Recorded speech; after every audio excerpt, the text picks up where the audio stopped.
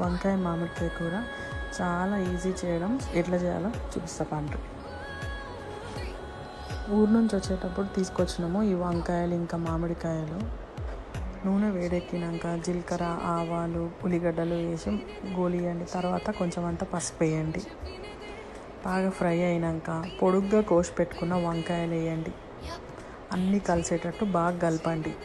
కలిపి 2 నిమిషాలు సిమ్లో మూత పెట్టి ఉడికియండి. వంకాయలు మెత్తబడి ఉంటాయి. ఇప్పుడు దీంట్లోకి కట్ చేసుకున్న 2 టమాటాలు వేసుకుందాం.